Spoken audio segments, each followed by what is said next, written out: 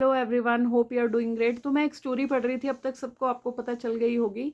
एक मदर और daughter, mother हैं 49 ईयर्स की एंड उनकी डॉटर, उन दोनों ने इकट्ठों ने नीट का एग्ज़ाम क्लियर किया है। तो इसकी डिटेल्स मैं पढ़ रही थी कि तमिलनाडु से हैं एंड जो मदर है, देखिए इस एज में उन्होंने किसी कोटा में अप्लाई करा था एंड शायद 147 मार्क्स थे या इतने कितने मार्क्स थे उनके, एंड क्वालिफाई हुआ है। तो बेसिकली बात मैं क्या कह रही हूँ कि 49 ईयर्स की एज में अगर कोई इतनी हिम्मत कर सकता है कि वो एग्ज़ाम्स में अगर इतना स्कोर करके आ रहा है इतने सालों बाद, कि जहाँ से ABC से उन्होंने पूरा शुरू करा है, तो यार हम क्यों हिम्मत हार के बैठ जाते हैं, है ना। अब वो अपना इतनी एज में जाके इतनी हिम्मत दिखा रही है कि अपनी बेटी के साथ जाके उसकी क्लासमेट बन के वहाँ पे जो हम न्यूज़पेपर में देख पा रहे हैं। अब अल्टीमेटली ज्वाइन करती हैं या नहीं करती हैं वो मुझे नहीं पता है, बट जो चीज़ है वो मैं आपको इससे क्या सीखने को मिलता है।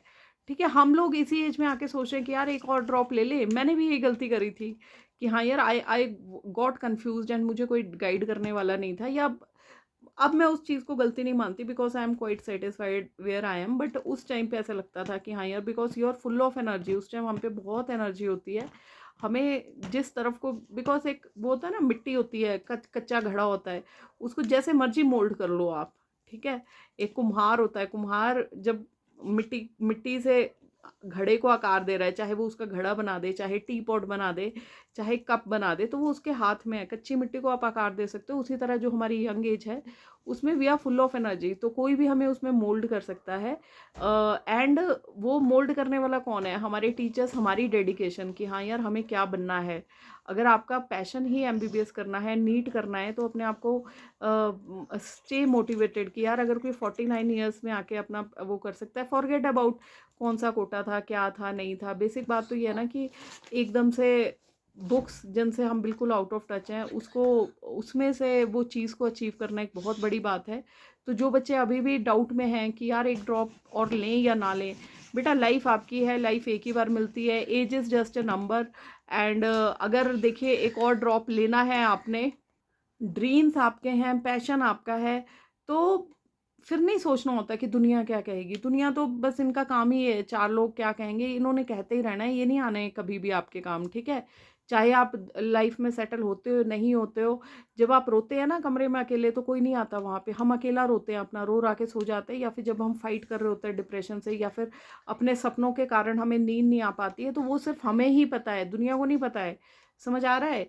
तो अगर आपने ड्रॉप लेना है, पहला पहला रूल ड्रॉप का ही है कि अगर ड्रॉप ले लिया तो बाकी सब चीज़ों के बारे में नहीं सोचना है, बस आपका ध्यान होना चाहिए अपने लक्ष्य की तरफ। ठीक है, जैसे अर्जुन का ध्यान होता था जब उसने अपना वो मछली की आंख, वो भी घूमती हुई, वो भी एक उसमें रिफ्लेक्शन में उसने तीर मारा था उसको। ठीक है, तो वो चीज़ होनी चाहिए हमें। हमारे लिए दुनिया एग्जिस्ट करना बंद हो जानी चाहिए, हमें सिर्फ एक ही चीज़ से पता होना चाहिए। एंड नेगेटिविटी को छोड़ देना चाहिए कि यार क्या होगा क्या नहीं होगा, सब होगा यार, सब होगा, सब सब मिलेगा।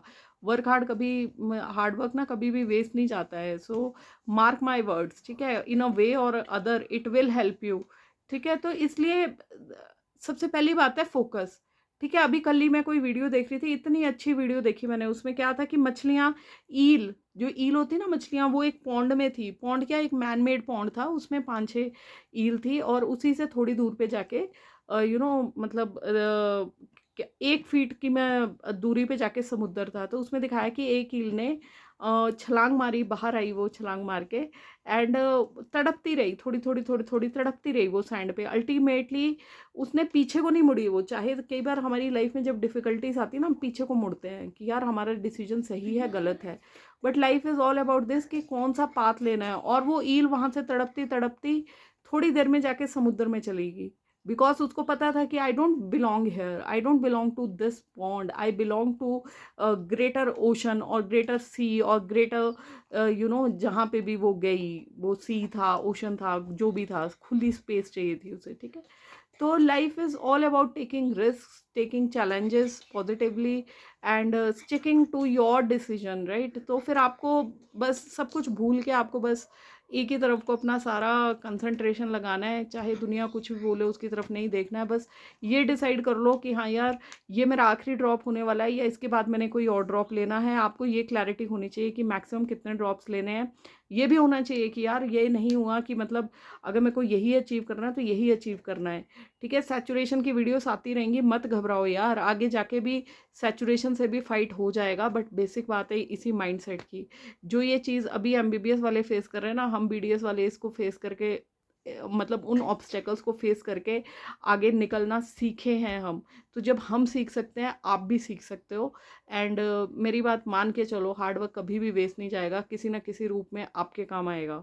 ठीक है, because it will teach you struggle. और जो भी सफलता स्ट्रगल करके हमें मिलती है ना, तो बंदे का माइंडसेट इतना डायरेक्शंस में सोचता है, तो सफलता आप कहीं ना कहीं से पा ही लोगे, किसी ना किसी तरह पा ही लोगे। बस ये है कि एक मोटिवेशन रखना और ट्रू एफर्ट्स डालना, अपना डेडिकेशन रखना। एंड इन्हीं पॉजिटिव शब्दों के साथ भगवान सबका भला करे। हर हर महादेव, जय Shri Ram. Good luck everyone.